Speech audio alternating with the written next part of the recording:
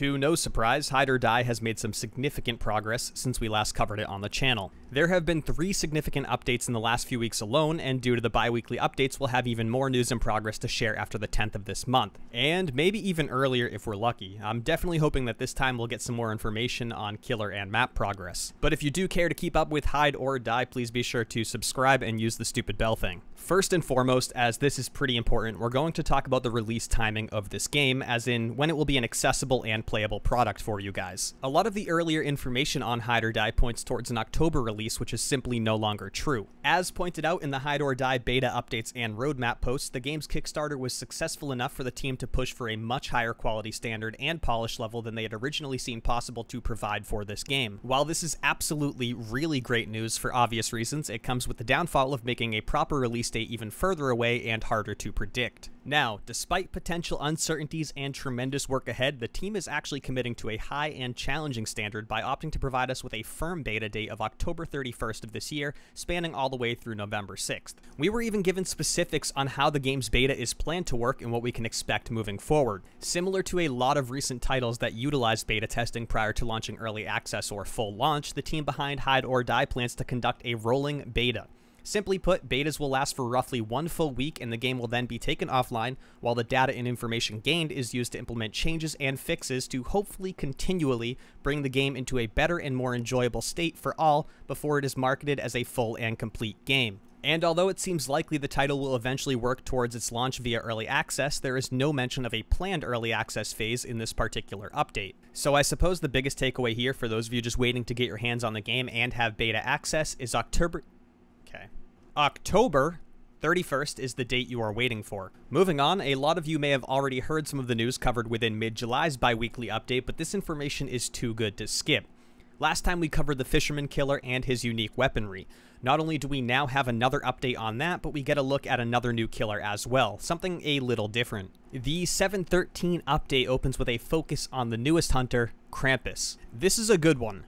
Krampus is a horned demon goat from Central European folklore, and of course he's also a horned demon goat in Hide or Die. Basically, a demon decked out with a bunch of goat features. And while it's unclear how much they want hunter lore to tie in with the game and gameplay, here's a fun fact. In the folklore, Krampus was known to punish children who had behaved poorly, and the other killer we've seen, the Fisherman, strongly resembles the killer from I Know What You Did Last Summer. And in that movie, the killer was tormenting his victims for vengeance on their wrongdoing against him. So arguably, in the lore of both killers that will be in the game so far, the motive behind hunting their prey is punishing them for wrongdoing. It's totally unclear if this is just a coincidence or if the survivors are presumed guilty of doing something wrong and it has some sort of tie-in with why they're in the situation they're in. I'm personally hoping for some lore like this to be present in the game, but it's obviously not the most important thing for the team to be focusing on over there. I guess we'll just have to wait and see on this one. Anyway, combined with 7.27's update, we can see that Krampus is starting to look pretty sweet.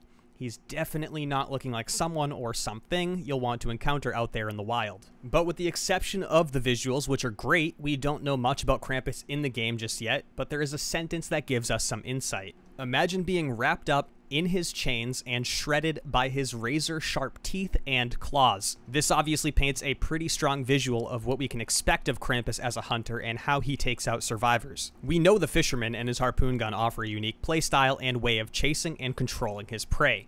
And now it seems like we have a solid idea of what Krampus will be capable of. What I'm assuming so far is that Krampus will be pretty mobile and stealthy, highly lethal in a one-on-one scenario, but quite vulnerable when up against a capable group, though we don't really know too much about how the survivors or killers are stacked up against each other just yet. Despite this, it's probably very safe to assume that when the game is playable, you don't want Krampus near you. I mean, like, look at him. Okay. Back to the Fisherman, as he certainly has not been forgotten about in the past couple of updates, and as expected, he's seen quite a bit of progress as well. The Fisherman is now implemented into the game, fully textured and set for animation, which is a big step forward. They use the particular term rigged, which I believe is kind of like set up for animation, like the skeletal pieces that actually hinge and whatnot are all there, but I'm not 100% on this. Regardless, it is still a big step forward. It is stated that work on the Fisherman is shifting to polishing and the adding of additional details, unique physical properties, cloth physics so he's not walking around with a frozen outfit, blood effects which will be excellent if handled properly, and more. Which leads me back to believing maybe the animations are done for him. Oh, and in the 7.13 update, they did not forget to include an updated image of the harpoon gun's appearance, and I don't know how I missed this one, but they also shared a quick video showcasing the design in practice. I only noticed it when going back to read through it for the purposes of this video, and was really annoyed I did not see it sooner. Anyway, the harpoon gun's already undergone some changes since this video was released, but it's still worth seeing nonetheless. And just a friendly reminder, everything you see on this game thus far is a work in progress. And while we're on the topic of the harpoon gun, based on the 7.27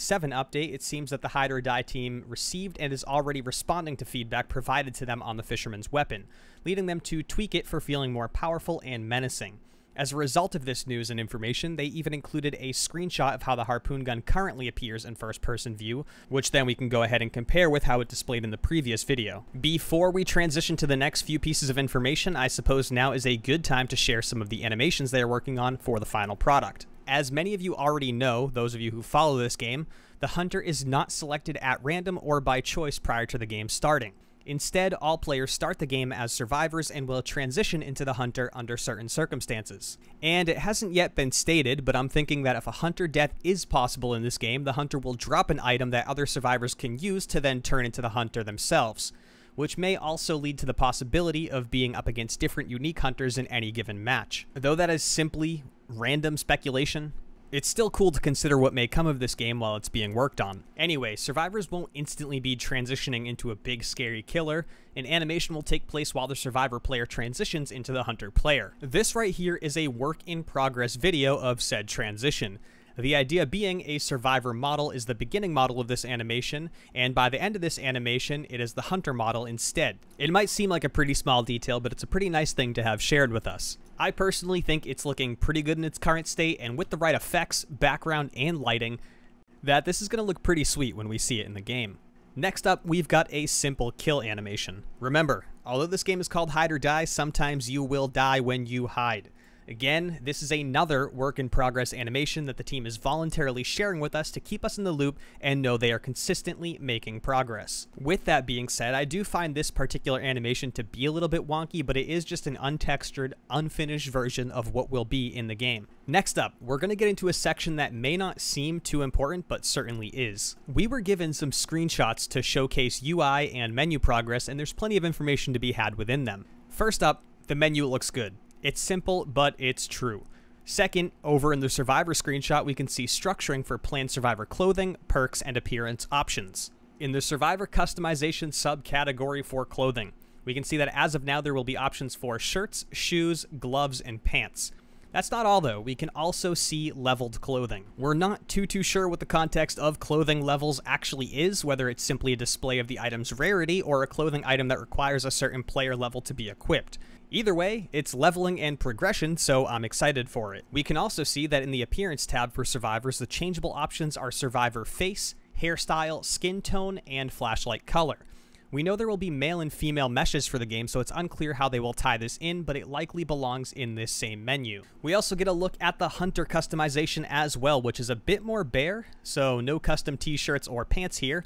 What we do get, though, is an idea of what the killer perks will be like in terms of gameplay variation. We can see things like increased damage, increased kill range, increased stealth, and more. We also see the option for selecting different hunter skins, though the system will certainly not be as thorough as Survivor customization. Something that's got me a little concerned though, and I'm sure some of you have noticed it, is the Store tab. Store tabs generally get me thinking to loot boxes and things of that nature, so I'm a little put off by it.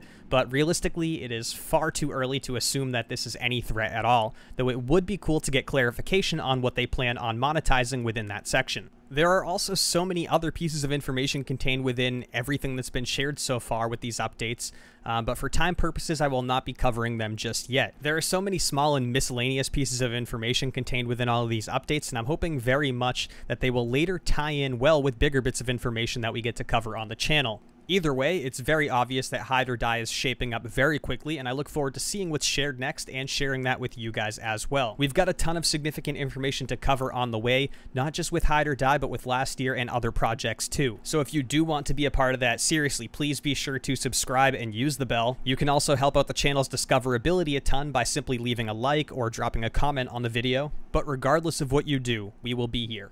And as a final note, if you'd like to watch a Hide or Die trailer edit, I left a link to it right at the top of the description. Anyway, look out for future YouTube videos, YouTube live streams, Twitch live streams, and I will see you guys in the next one. Thank you very, very much for watching. Come on.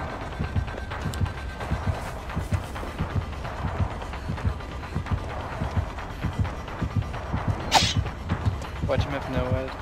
Those haunting links. How? How did you do it?